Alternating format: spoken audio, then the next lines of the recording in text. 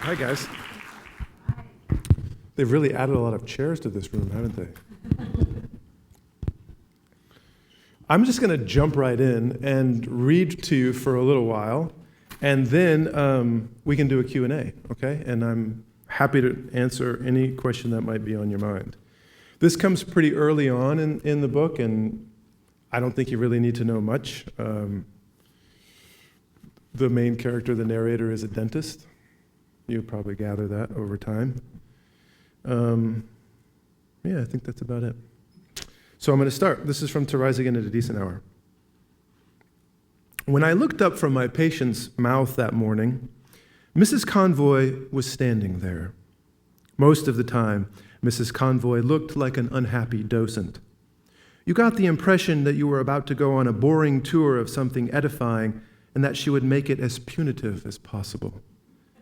Part of that impression came from her flesh-colored turtlenecks, which was tucked severely into her slacks and fit tightly over her splayed arp breasts. And part of it came from her silvered crew cut, and part of it came from her pale facial down, which stood straight up on her neck and cheeks as if trying to attract balloons.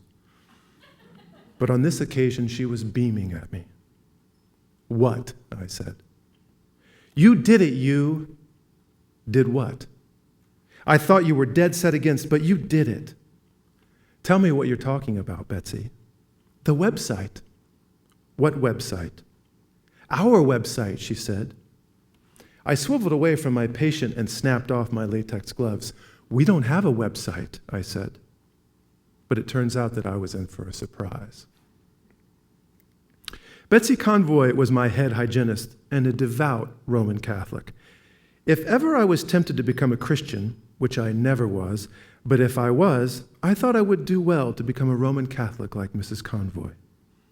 She attended Mass at St. Joan of Arc Church in Jackson Heights, where she expressed her faith with hand gestures, genuflections, recitations, liturgies, donations, confessions, lit candles, saints' days, and several different call and responses.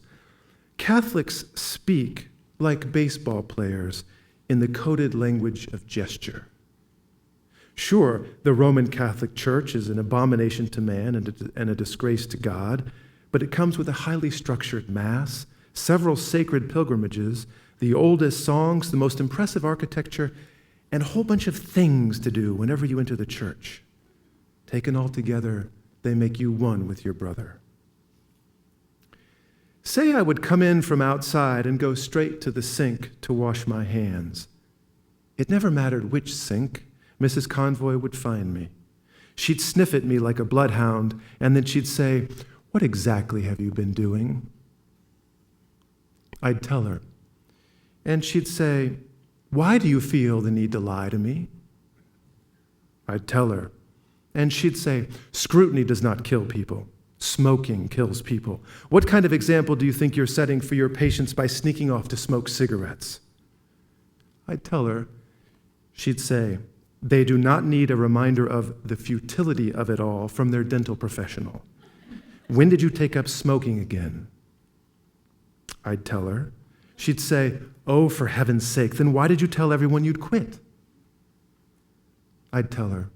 And she'd say, "I do not see how the occasional show of concern is utterly strangulating. I would like to see you live up to your potential, that is all. Don't you wish you had more self-control?" I'd tell her. She'd say, "Of course I will not join you. What are you doing? Do not light that cigarette." I'd put the cigarettes away with an offhand remark. She'd say, "How am I a trial? I am not the trial here. The trial is between you and your addictions. Do you want to ruin your lungs and die a young man?" I'd tell her. She'd say, "You are not already in hell. Shall I tell you what hell will be like?" I'd answer. She'd say, "Yes, as a matter of fact, any conversation can turn into a discussion on the salvation of the soul. It's a pity more don't. What are you doing at that window?" I'd tell her. She'd say, "We are on the ground floor. You would hardly manage to sprain an ankle." I'd come out of the bathroom, and she'd be standing right there. "I've been looking all over for you," she'd say. "Where have you been?" I'd tell her the obvious. She'd say, "Why must you call it the Thunderbox?" I'd tell her, adding a few details, and she'd grow very severe. She'd say, "Please do not refer to what you do in the bathroom as making the Pope's fountain. I know the Pope is just a joke to you.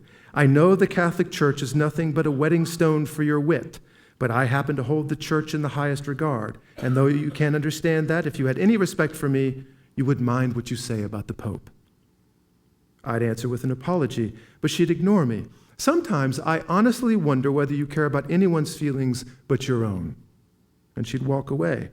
I'd never learn why she was standing outside the Thunderbox unless it was to bring grief to us both. Later, after letting it fester, she'd say, "Well, tell me, do you care about anyone else's feelings? Do you have any respect for me at all?" Of course I had respect for her. Let's say the day's scheduling worked out as planned and we had 5 cleanings to perform all at once. To minimize wait times and to maximize my turnaround, I would normally require 3, if not 4, dedicated hygienists. But I had Betsy Convoy. Betsy Convoy, with the help of 1 or 2 rotating temps, could manage all 5 chairs. She could x-ray, chart, scale, and polish, tutor each patient in preventative treatment, leave detailed notes for my follow-up exams, and still manage to supervise the staff and oversee the scheduling. Most dentists won't believe that, but then most dentists have never had a truly great hygienist like Mrs. Convoy. "Well," she'd say, "why aren't you answering me?" But most days I would have cheerfully stood by and watched her die. Better her dead, I thought, than being around. I would never have found anyone to replace her. But Betsy Convoy being around, there was the true Calvary. Poor Betsy. She was responsible for our efficiency, our professionalism, and a good portion of our monthly billing. Her internalization of Catholicism and its institutional disappointments suited a dental office perfectly, where guilt was often our last resort for motivating the masses. Handing out a toothbrush to a charity patient, she'd tell that person, "Be faithful in small things." Who does that? But then out of nowhere, I'd imagine her getting fucked doggy style by a muscular African on one of the dental chairs. "Of course I respect you, Betsy. We couldn't go on without you." Later at the bar, I'd be the last one to leave. She'd be second to last. She'd say, "Don't you think you've had enough?" I'd tell her. She'd say, "How are you going to get home?" I'd tell her. She'd say, "Connie's gone, dear. She left 2 hours ago. Come on, let's get you home." She'd put me in a cab. She'd say, "Can you handle it from here?" I'd tell her. She'd say, to the cabbie, she'd say, "He lives in Brooklyn," and then I don't know what. We would take a one-off trip somewhere far-flung. I'd fight and say, "No fucking way," but somehow she'd get me on that plane.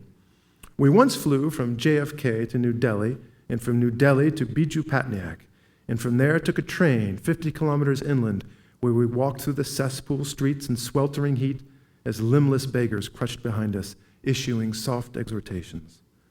The clinic was little more than 2 armchairs under a luncheon umbrella. We were stationed right next to the cleft palate folk. It was enough just to see them at work.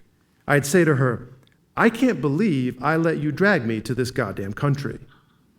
She'd tell me not to take the Lord's name in vain. I'd say, "Might not be the best time to demand a show of respect for the Lord. How much respect did the good Lord show these kids? Pulp necrosis, tongue lesions, goiter-like presentations on account of the abscesses." I could go on. I will go on. Stained teeth, fractured teeth, necrotic teeth, teeth growing one behind the other, open sores, ulcers, gingival discharge, dry sockets, trench mouth, incurable caries, and the malnutrition that follows from the impossibility of eating.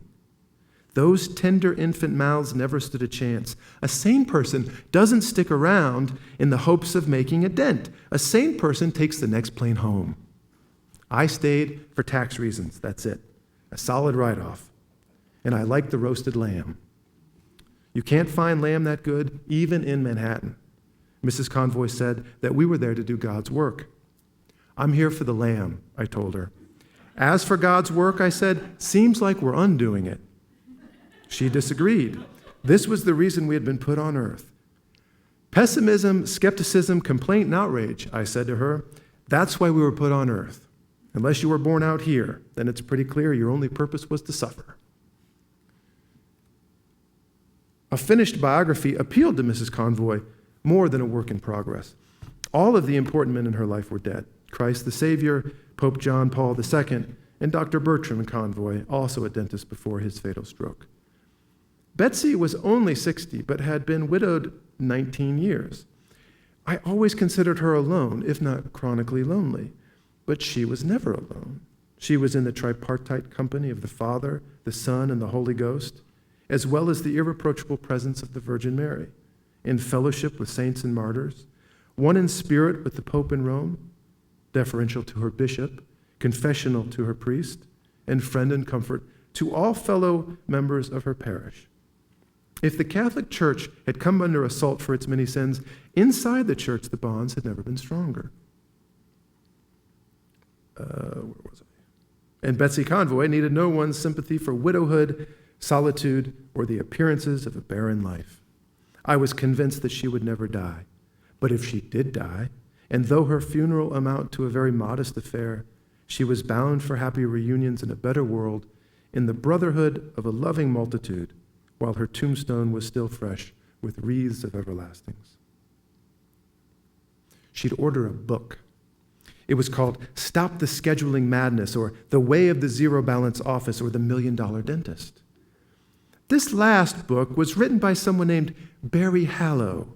He wasn't even a dentist. He was a consultant. Here's a guy fresh out of business school. He's desperate for a niche. He hears about the chronic problems that plague a dental practice, and he turns himself into an expert.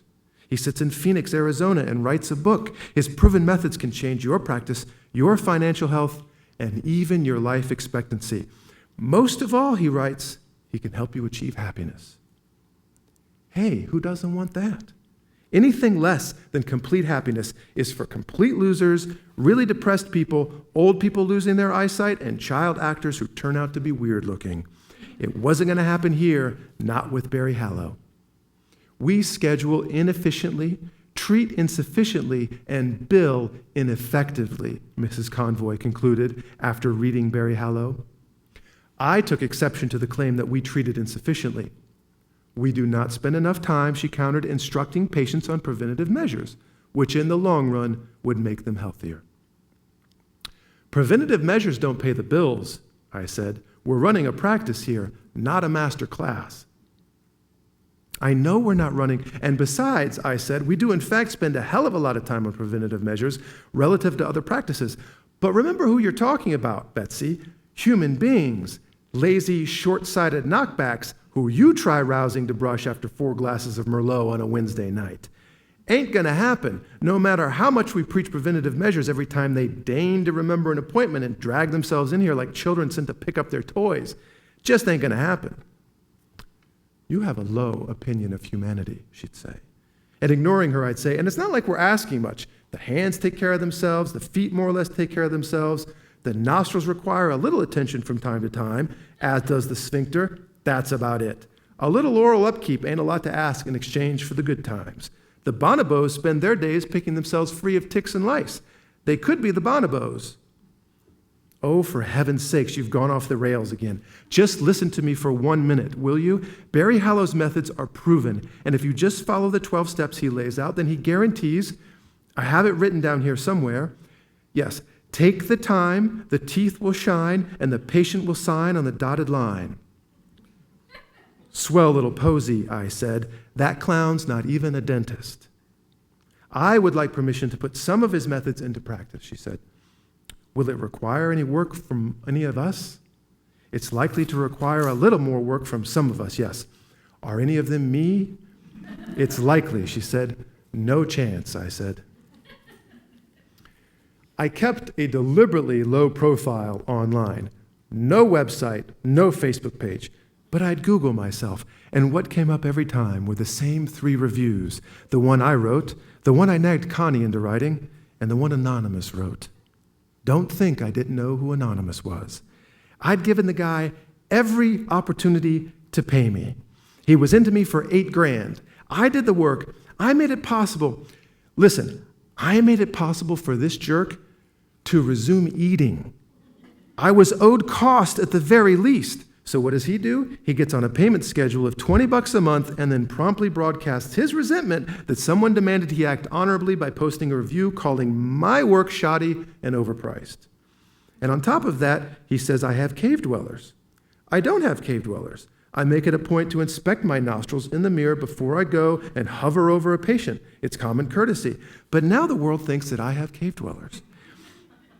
If somebody's doing a little research on the internet for a new dentist, are they likely to choose the guy who might gouge them for lousy work while showering them with his cave dwellers? No. But there is no countering, no appeal, no entity to whom I can plead my case to have the post removed. So I'd Google myself every month or so, and when the review from Anonymous came up, as it did without fail every time, I'd curse out loud and feel the victim of an injustice, and Mrs. Convoy would say, stop Googling yourself. She'd say, what do you have against other people? And I'd say, I'd be sitting at the front desk in one of the swivel chairs at the front desk doing paperwork or something, and I'd look up from the paperwork and I'd say, what do I have against other people? I have nothing against other people. And she'd say, you alienate yourself from society. And I'd say, I'd turn physically in the chair to look at her and I'd say, who alienates himself from society? You don't have a website, she'd say, and you refuse to create a Facebook page. You have no online presence. Barry Hallow says, and for this I'm being accused of alienating myself from society because I don't have a Facebook page?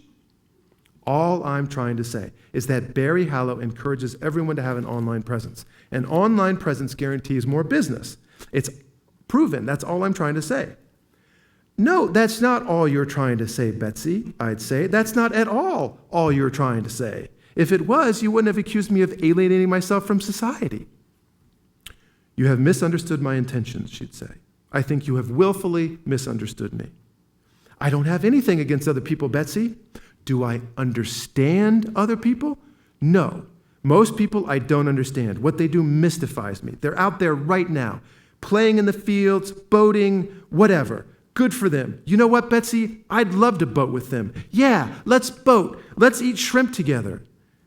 Jesus, Mary and Joseph, she'd say, how did we start talking about eating shrimp? I'll never forgive myself for bringing this up. No, don't walk away, Betsy. Let's hash this out. Do you think I can just willy-nilly, without a care in the world, go out there and go boating? Who said anything about going boating, she'd ask. Think I can just toss everything aside and go tanning and rock climbing and pick apples and shop for rugs and order salad and put my change in the same place night after night and wash the sheets and listen to you two and drink Chablis? What on earth are you talking about, she'd say. I was only trying to convince you to build a website and get on Facebook to improve our billings. I have no idea why I can't do those things, I'd say, but I can't. I want to do them, those ordinary night and weekend things, holiday things, vacation things. Will you please stop stepping on my heels, she'd say. You know as well as anyone just how small this office is. Don't you know, I'd say, how much I'd love to go to a bar and watch a game? Don't you know how much I'd love a whole bunch of buds, a whole bunch of dude buds hollering yo at me when I come through the door, yo and mofo and beer me and hey bro and all of that? All my best dude buds on bar stools drinking beer, watching the game with me? I am going inside to tend to a patient now, she'd say. I'm afraid we will have to continue this conversation another time. I would really like that, Betsy, to cheer and jeer and hoot and root alongside a band of brothers. I would love that. But do you have any idea how much attention you have to pay to a Red Sox game? Even a regular season Red Sox game? I have decided that I'm going to stand here and listen to you until you are quite finished, she'd say, because I feel I have touched a nerve.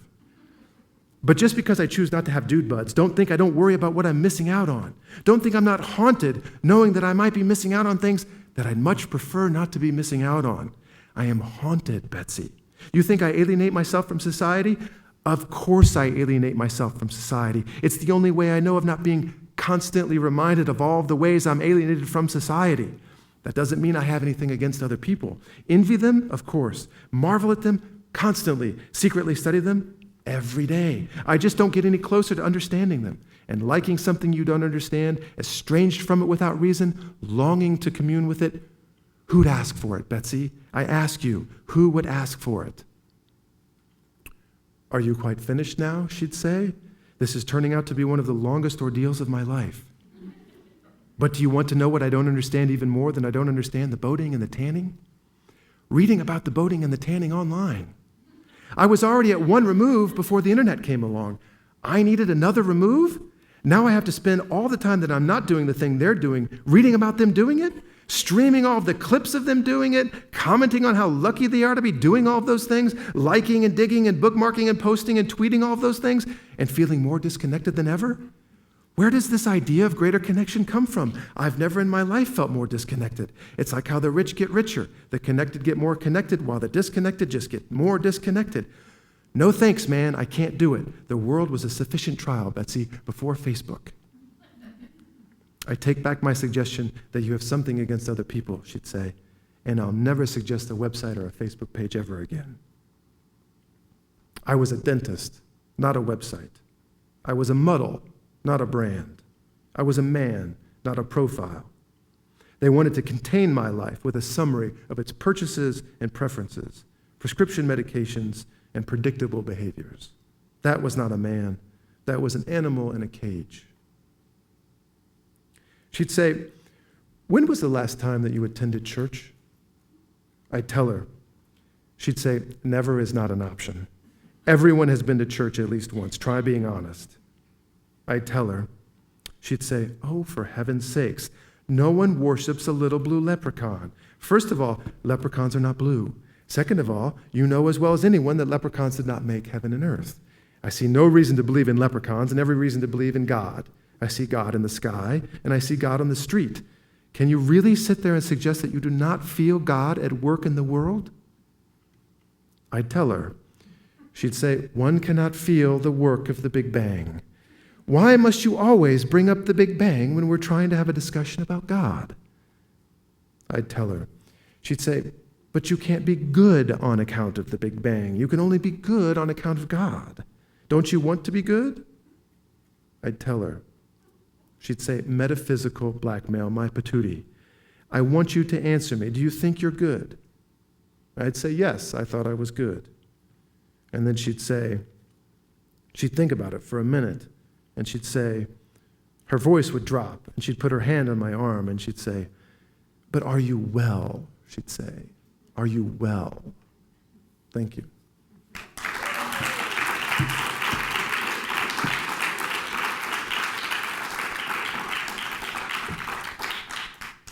So this is always the slightly awkward moment in the evening where I stare at you and you stare at me until someone's brave enough to turn on the lights.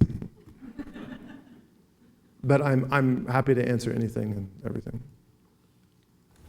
Do you read your own audiobooks? You're awfully good at this. Yeah. I read my second one, and then when this one came around, I was in Antarctica. So I couldn't make the commute. That leads to my second question. Yeah. What were you doing in Antarctica? You've stored this one up for a while. I think what I was doing, I think, was researching a book, but I was also kind of, well, you must know this, I mean, to some extent. I mean, now that you have a bookshop, it might be different, but when you're a writer, you get very lonely. And I really haven't had a job for a long time. And my first book was very much about people and working life and communities and groups and that sort of thing. And so I wondered how rusty I was in the community setting, really, essentially. And I wanted to find out kind of like, so I went to Antarctica. I went to Antarctica because interestingly, the only way you can get there is when you're with a group of people. And you're thrown together with people in very tight quarters, very tight quarters. So it really tests your appetite for a wide swath of humanity. And so that it was like about 22 days, and people from all over the world. And it was on a tall ship, so it was like an old-fashioned sailboat. So we had to sail through the Drake Passage and then sail back through the Drake Passage to get to Antarctica, which was a major pain in the butt. And everyone got seasick, and you're also it's a working sailboat, so you're actually learning how to sail and contribute to the functioning of the ship. So you're really kind of thrown into it, and you really do get a sense of what it's like to be with people again. And will you write about this? I hope to, yeah. I hope to. I mean, I'm not very good at like taking this stuff and then turning it immediately into whatever I want it to be. So it's been a year. It was a year ago, and that's way too soon for me. I think it'll be, 3 or 4 years before I even figure out what it is that I want to write about. But hopefully, according to the tax man, I am. If this Q&A doesn't work out, I'll just come in. Okay. Yes. Why did you decide on a dentist as like the cipher for some of the messages you're trying to get across with like religion and online life and things like that? Well, he's not a particularly happy man, as you might have gathered. Dentists are kind of amaze me. I mean, in part, when I was like 20, I'm in college and doing college things, and my gums started to bleed. And when you're in college and you're doing college things, you think, well, this must be an STD. So I'm dying, and I've got to figure out what I'm dying of and how much time I have left. So I went to the dentist because that's where I wanted to start, and I was really scared, truly. And she's like, "Son, do you ever floss?" And I said, "No, that's a major pain in the butt. Why would I do that?" She said, "All you need to do to cure this problem is to floss." So I started flossing, and by God, it worked. And I realized what a repository of information and wisdom these dentists were. But I had always sort of treated them with a bit of scorn as kind of at most a monumental afterthought. And so I was deeply grateful, and it just stayed with me. And when I thought about him looking into mouths all the time, I also, on a less personal note, I realized that he was the guy that was really closest to death, because he was seeing rot and decay. And I mean, even if you're in relatively good health, you can come down with a cavity for whatever reason, age, or some couple of nights there where you just let it slide, and whatever. You go to the dentist, you have a cavity, and he's got to see this every day, and people just don't want to see him. In part because he's a reminder, and in part because he's just like a pain deliverer.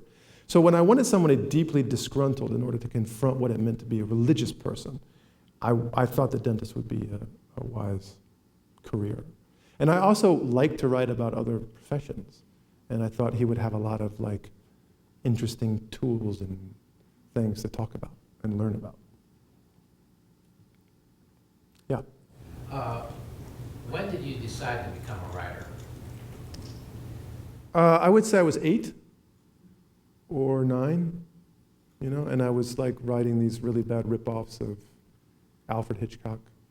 It wasn't the birds, it was the crabs. That kind of thing.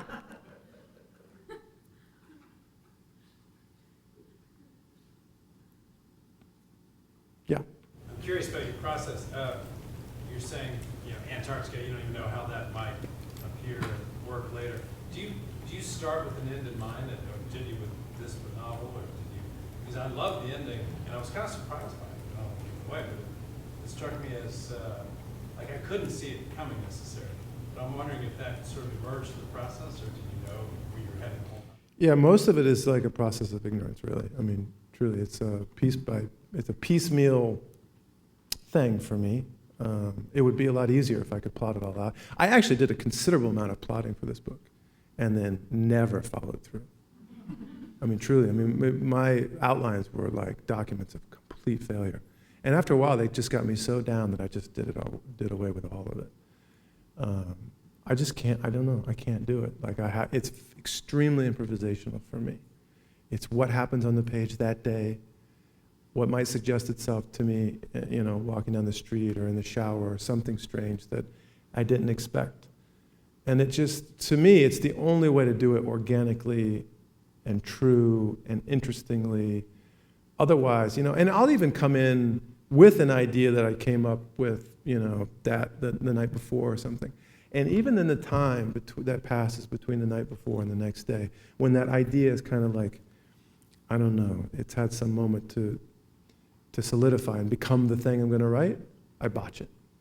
I think the model for so much writing and why it's so difficult for for young writers. There's a model that out here in the world, there's a kind of platonic version of what you're trying to achieve. And the best way to do it is to come up in your head and like study that model, whatever it may be, and then try to capture it. But when you look at the page, and this is why writing is so frustrating for so many people, and you compare it to what you see in your head, the discrepancy is extraordinary. And it just, well, I can't do this. I'm done. And I just wanted a different model. I just wanted what's the model by which I can finish a day's work and think that doesn't actually have any discrepancy, because it wasn't my intention to try to get this platonic notion of what this thing should be down on the page. And so improvisation became kind of like the new model. And as I improvise on the page, if I like it, I keep it. If I don't, I move on. Yeah. I'm curious about how that whole ancient people, ancient land came about, that part of the book. It's really, to be honest with you, it's just stealing the history of the Jews. It's a parody of the Jews. It's not a parody, ha-ha, like, look at the Jews. It's more like, this is an incredibly rich history and mythos and people and theology. And I was so overwhelmed in learning about it and attracted to it that I, invented the Jews' Jew, which is the ancient religion in the book. Only basically to talk about the Jews in a way that made it a book about Judaism from an outsider's point, because I'm not Jewish. So I wanted to write about things that I thought about as a kind of like ostensible or putative Christian, a Christian kid growing up in a Christian house, and then learning about Judaism and being kind of overwhelmed and thinking, religion is really, I always dismissed religion as a kind of like, once I got to the age where I was like, it's sort of cool to say you don't believe in God. And then that was it for religion, right? If you don't believe in God, that's it. Religion doesn't matter, doesn't enter in, so don't think about it. And then I went to college and I read about Judaism and I met friends of mine who were Jewish. And the entire experience was very illuminating and very moving and very meaningful to me. And so I wanted to write about Judaism as an outsider, but because I just don't do anything simply, I didn't write about Jews. I wrote about alms, and the book was that was really the impetus for the book. Thank you. I just want to thank you for this book. And I read it in a week, and I belly laughed the whole time. Oh, that's nice. Thank you very much. It's very nice to hear.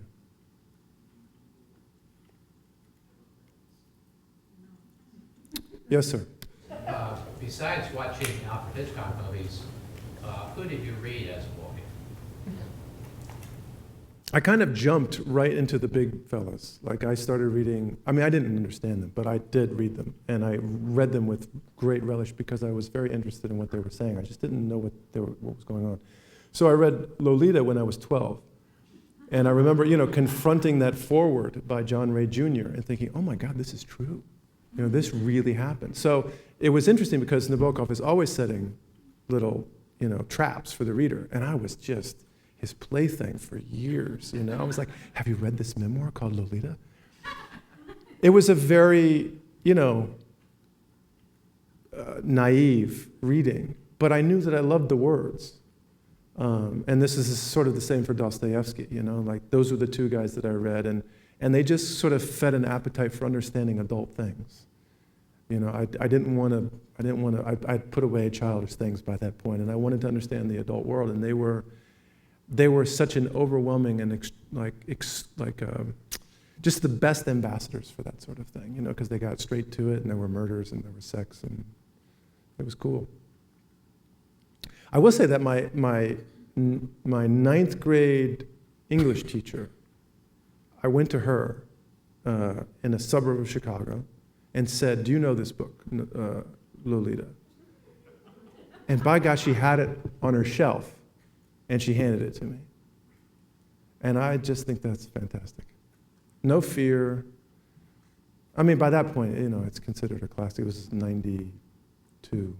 So it's entrenched. It's no big deal. But, who knows? Yeah. I loved your short story, The Dinner Party, and just wonder how much of your time you're working on short fiction versus longer projects, and also when might we see a collection?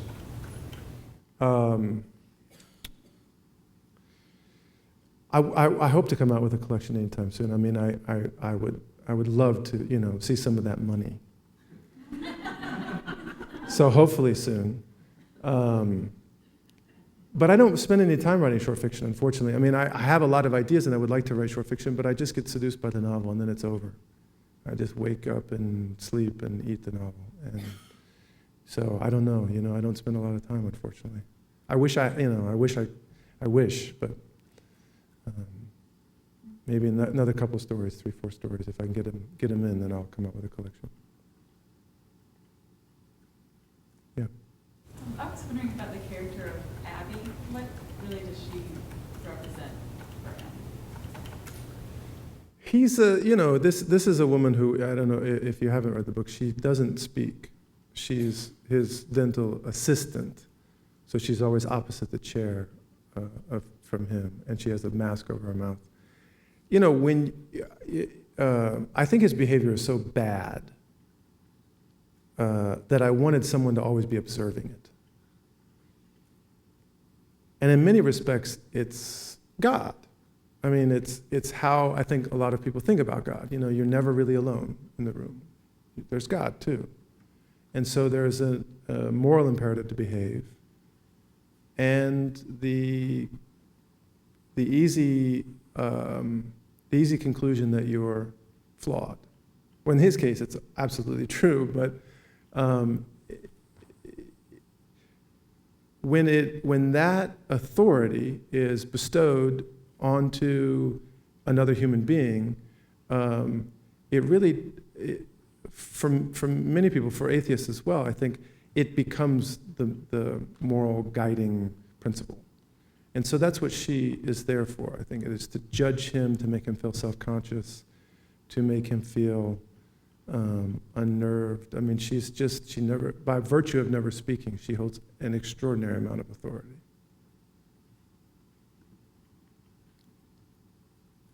Yeah. What's your process? Do you get up and work every day?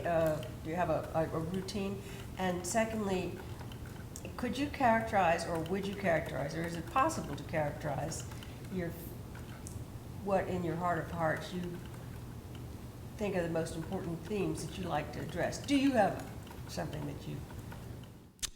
Well, I work, from like 9 to 5, hopefully, and then a half day on Sunday. And without it, I would be, I'd kind of go crazy. The themes, I don't know how to say, I don't know how to answer that exactly. I mean, I know that there's a lot of filtering out of things that I find insignificant. I write them because, as I just admitted, I write from 9 to 5. That's a lot of writing, and I don't come out with a book. Somebody said to me, there was a woman, Helen Oyeyeme, who's a very young writer she's like 30 and she's like 5 novels or something. And we were at dinner, we did a joint meeting, and she goes, do you teach? And I said, no. And she goes, oh, I just wonder what you do with your time. There's so much time between your books. And I said, we can't all be child geniuses, Helen. So I throw away a lot, is my point. And a lot of that, I think what gets thrown away is something that is inessential. I mean, in this book I'm talking about religion and suicide and identity and these kind of things. And sooner or later, those are the things that come to, rise to the top. It's just, I don't know. Other things seem frivolous, or they seem even I find myself even cutting out funny things simply because they're only funny.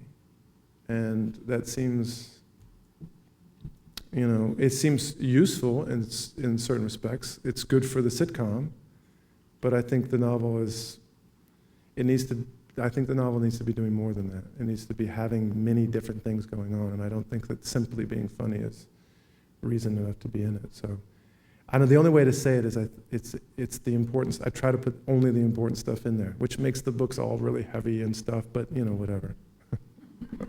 Yeah. Yeah. How do you not get bogged down by writing that much and having to throw it away? Was it harder in the beginning? If you wrote a ton and ton, did you not get discouraged or writing all this stuff or throwing it away? Is it easier now to be able to edit? No, it's never easier, I don't think. I wish I were more efficient, and I wish that I were better, but I also wish that I, played tennis like Federer, and that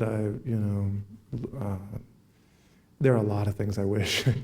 And just because I'm not as efficient as I want to be, I mean, really, I think writing fiction is essentially having to contend with how little you have to offer, because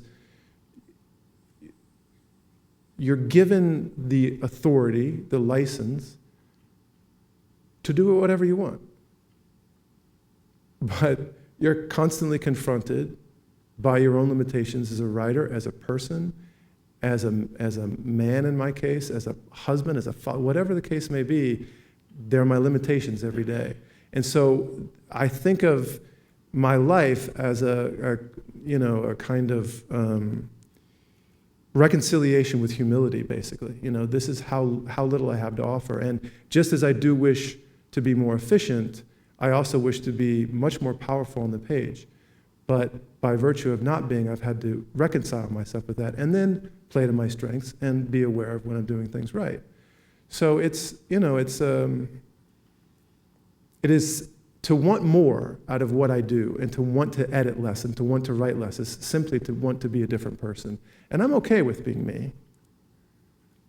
But it does pain me. It's not always fun. Do you have any tricks to reconcile that? Any tricks? Age. Yeah, age. Yeah. Besides the book of what other authors do you feel were big influences on? I would say that the person that I find most meaningful to read and reread now is probably Virginia Woolf. I don't think that anyone is quite as good as she is. But I read a lot of men that like American men who I just can't do what they do, like Pynchon and DeLillo and David Foster Wallace, and guys that are sort of like, and I mean, this is the list is long for white American dudes, and I read all of them, but I sometimes I feel like I'm tapping into that vein, and sometimes I don't. I mean, some of the writers that were most significant to me, don't really merit too much of attention. I mean, I was a big Charles Portis fan, and I was a big William Maxwell fan, and those are weird, like the combination of those two. Like if you put Charles Portis together with William Maxwell and they had a love child, that's some weird shit. So, I don't know how exactly it works, but that's probably who they contributed in one way or another.